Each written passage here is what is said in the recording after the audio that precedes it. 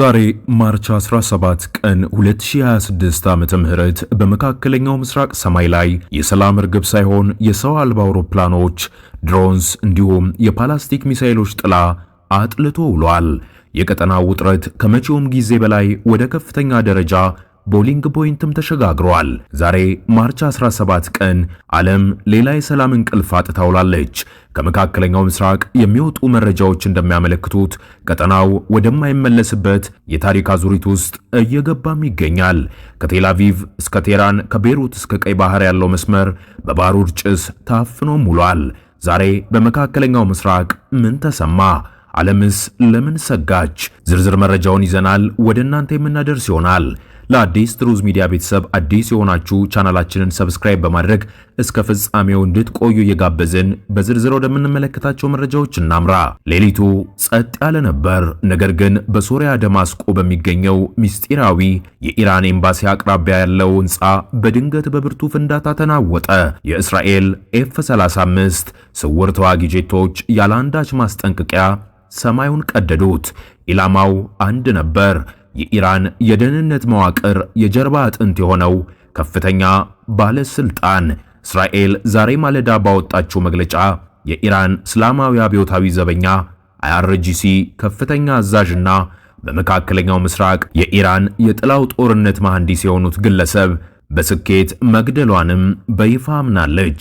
ይህ ግለሰብ ዝም ብሎ ወታደር አይደለም። ከቃሲም ሱሌማን ሞት በኋላ በመካከለኛው ምስራቅ የሚገኙት እንደ ሂዝቦላ፣ ሁቲና ሐማስ ያሉ ታጣቂ ቡድኖች የሚያስተሳስር ጥበበኛው መሪ ነበር። ለእስራኤል ስጋት፣ ለኢራን ደግሞ የድል ምልክት። የግድያ ከሱሌማን ግድያ በላይ ኢራንን ሊያስቆጣት ይችላል።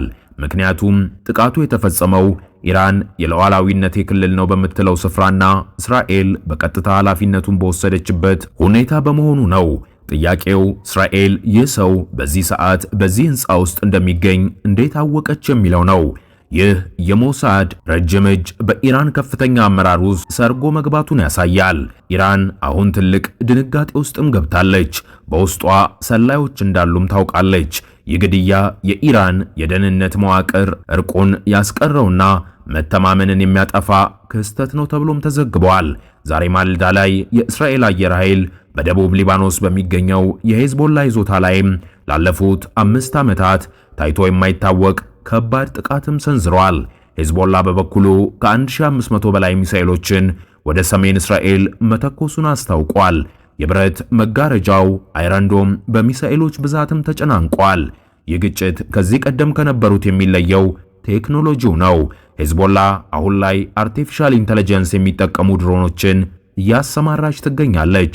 እስራኤል ደግሞ ላይዘር ላይ የተመሰረተውን አይረን ቢም ለመጀመሪያ ጊዜ በሙሉ አቅሟ እየተጠቀመች እንደሆነ ተሰምቷል። ይህ ጦርነት በሁለቱ ወገኖች መካከል ብቻ ሳይሆን የምዕራባውያንና የኢራን ቴክኖሎጂ የሚፈተንበት ትልቅ አውድ ሆኖም ተገኝቷል። ዛሬ የወጣው የዓለም አቀፍ የኒኩለር ኤጀንሲ IAEA ሚስጢራዊ ሪፖርት እንደሚያመለክተው ኢራን ዩራኒየም የማበልጸግ አቅሟ 95 በመቶ አድርሰዋለች። ይህ ማለት ቴህራን የኒኩለር ቦምብ ለመስራት የሚያስፈልጋት ሳምንታት ብቻም ሆኖ ተገኝቷል። ይህ ለአሜሪካና ለእስራኤል ትልቅ ቅዠትም ነው። እስራኤል ኢራን ቦምብ እንዲኖራት አንፈቅድም በሚለው ቃል ኪዳኗ መሰረት በቀጥታ የኢራንን የኒኩለር ማዕከላት ለመምታት መዘጋጀቷን የሚጠቁሙ መረጃዎችም እየወጡ ይገኛሉ። ዓለም አቀፍ የነዳጅ ገበያው በዚህ ዜና ሳቢያ በበርሜል ከ$120 በላይም እያሻቀበ ይገኛል። ሌላው የቀይ ባህር ትርምስና የኢኮኖሚው መንቀጥቀጥ ነው። በየመን የሚንቀሳቀሱት የሁቲ አማጽያን ዛሬ 2 ግዙፍ የነዳጅ ጫኝ መርከቦችን በባቢል መንደብ ባህር ሰርጥ ላይ በሚሳኤል መምታታቸውንም አስታውቀዋል። በዚህ ምክንያት የዓለም አቀፍ የንግድ መስመር ወደ አፍሪካ ደቡባዊ ጫፍም ዞሯል። ቀይ ባህር አሁን ላይ የጦር ሜዳ ሆኗል። አሜሪካና ብሪታንያ ጥቃት ቢሰነዝሩም ሁቲዎች ግን የባህር ስር ኬብሎችና የንግድ መርከቦችን ማወካቸውን ቀጥለዋል። ይህ ሁኔታ ለኢትዮጵያና ለጎረቤት ሀገራት የሸቀጦች ዋጋ መናር ትልቅ ምክንያት እየሆነም ይገኛል። ከዚሁ ጋር ተያይዞ የታላላቅ ኃይሎች የቼዝ ጨዋታ ነው። ሱፐር ፓወር ፕሌይ ሩሲያና ቻይና በዚህ ውጥረቱ ውስጥ የት ናቸው? ሩሲያ የአሜሪካ ትኩረት ከዩክሬን ወደ መካከለኛው ምስራቅ እንዲዞርላት ትፈልጋለች። ቻይና በበኩሏ የሰላም አደራዳሪ መስላ በመቅረብ የአሜሪካ ተሰሚነትን ለመቀነስ እያሴረችም ትገኛለች። በዛሬው ቀን ላይ የቻይና ዲፕሎማቶች ቴህራንም ገብተዋል። ይህ ጉብኝት ሰላም ያመጣል ወይስ አዲስ የጦር ግንባር ይፈጥራል የሚለውም የዓለም ስጋት ሆኖ ተገኝቷል። ይህ በእንዲህ እንዳለ እስራኤል በካላስተር ሚሳኤልም ተመትታለች። በቴህራን ለተገደሉት ከፍተኛ ባለስልጣናት ለጥቃቱ መነሻ ሳይሆኑ አልቀረምም ተብሏል። የእስራኤል የቀን ተቀን ጋዜጣ የዲዮት አሮኖት እንደዘገበው ከሆነ ኢራን ዛሬ ማክሰኞ መጋቢት 8 ቀን 2018 ዓ.ም በመካከለኛው እስራኤል ላይ ያነጣጠረ የክላስተር ሚሳኤል ጥቃትም ሰንዝራ ቆይታለች። ጥቃቱን ተከትሎ በቴል አቪቭ በኢየሩሳሌምና በሰማሪያ አካባቢዎች የአደጋ ማስጠንቀቂያ ሳይረኖችም ሲጮሁ ውለዋል። የእስራኤል የመከላከያ ሰራዊት አይዲኤፍ ከእኩለ ሌሊት ጀምሮ 6 ያህል የባላስቲክ ሚሳኤሎች ጥቃቶችን ከኢራን መሰንዘራቸውን ያረጋገጠ ሲሆን አንዳንዶቹ ሚሳኤሎች በሰማይ ላይ መክሸፋቸውንም ገልጸዋል። ይሁን እንጂ በመካከለኛው እስራኤል በሚገኝ አንድ የባቡር ጣቢያ አካባቢ የሚሳኤል ስብርባሪዎች መውደቃቸውም ተዘግበዋል። እስካሁን ባለው መረጃ በጥቃቱ የደረሰ የሰው ሕይወት ጉዳት ባይኖርም የድንገተኛ አደጋ ሰራተኞች በስፍራው ተገኝተው የደረሰውን ጉዳት እያጠኑ መሆኑን ማጋን ዴቪድ አዶም አስታውቀዋል። ኢራን ይህን ጥቃት የሰነዘረችው እስራኤል ሌሊቱን በቴህራን በፈጸመችው የአየር ድብደባ የኢራን ከፍተኛ ብሔራዊ ደህንነት ምክር ቤት ጸሐፊ አሊ ላርጃኒንና የባሲጅ ሚሊሻ አዛዥ የሆኑት ጉልማሬ ሶሊማኒን መግደሏን ባስታወቀች ማግስት ነው።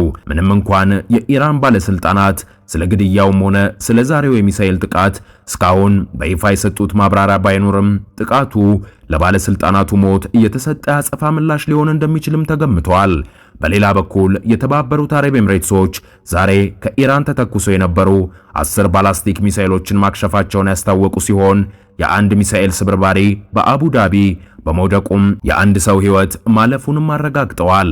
በአካባቢው ያለው ውጥረት እያየለ በመምጣቱ የአየር መንገዶች በረራቸውን እያቋረጡም ሲሆን የነዳጅ ዋጋ በዓለም ገበያ ላይ ከፍተኛ ጭማሪም እያሳየ ይገኛል።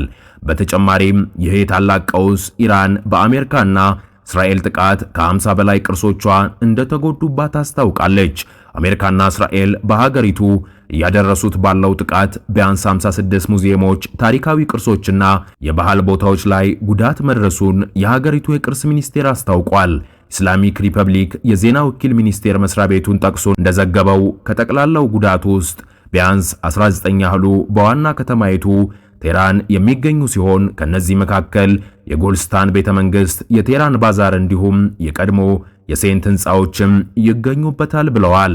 በታሪካዊው የዩኔስኮ ቦታ በናጋሽ ኢጃሃን አደባባይ የሚገኙ የኢማም ሻህ መስጂድ ክፍሎች ጨምሮ በማዕከላዊ ስፋን ከተማ ቅርሶች ላይ ጉዳት መድረሱን ቀደም ሲል የወጡ ዘገባዎችም ጠቁመዋል። በተያያዘ በቴህራን ውስጥ ቢያንስ 12000 መኖሪያ ቤቶች በዩናይትድ ስቴትስ እና እስራኤል ጥቃት ምክንያት በከፊል ወይም ሙሉ በሙሉ ጉዳት ደርሶባቸዋል ሲሉ የከተማው አስተዳዳሪ መሐመድ ሳዲቅ ሞታሚያዲን ተናግረዋል። የመህሬ ዜና ወኪል ሞታሚያዲያኒን ጠቅሶ እንደዘገበው በቴህራን የተጎዱ ነዋሪዎች የካሳ ጥያቄያቸውን በማዘጋጃ ቤቱ ጽሕፈት ቤት ፊት ማቅረብ ይችላሉም ብለዋል። በሌላ መረጃ ግጭቱ ከጀመረ 18 ቀናት ያስቆጠረ ሲሆን የእርዳታ ኤጀንሲዎችና የኢራን ጎረቤት ሀገራት አሜሪካና እስራኤል በኢራን ላይ የከፈቱት ጦርነት የስደተኞች ቀውስ ሊያመጣ ይችላል የሚል ስጋትም እየጨመረ መሆኑን አመላክቷል። ከፌብራሪ 28 ጀምሮ በኢራን ውስጥ 3.2 ሚሊዮን ሰዎች ተፈናቅለዋል ሲል የመንግስት ድርጅት የስደተኞች ከፍተኛው ኮሚሽን ያስቀመጠው ግምትም ያሳያል። ለአሁኑ የኢራን ድንበሮች በአካል የሚያቋርጡ ሰዎች ቁጥር በአንጻራዊ ሁኔታ መጠነኛም ሆኖ ተገኝቷል። ነገር ግን ቀጥሎ ሊከሰት የሚችለው ነገር የኢራን ጎረቤቶች በከፍተኛ ስጋት ውስጥም እንደከተተ እየተዘገበ ይገኛል። በኢራን ላይ ያለው ጫና እየጨመረ ሲሆን በቴህራን ቪርዛና ኢስፋሃን ከተሞች የመኖሪያ አካባቢዎች ላይ የሚደርሱ ጥቃቶችም ተጠናክረው ቀጥለዋል። የአዲስ ትሩዝ ሚዲያ ቤተሰቦቻችን ለሰዓቱ ያዝንላችሁ መረጃ ይህንን ይመስል ነበር። በሌላ አዳዲስ መረጃዎች እንድንገናኝ የቻናላችን ቤተሰብ እየሆናችሁ እንድትቆዩ እየጋበዝን እኛ ግን ከወዲሁ ቸር ቆዩ እንላለን።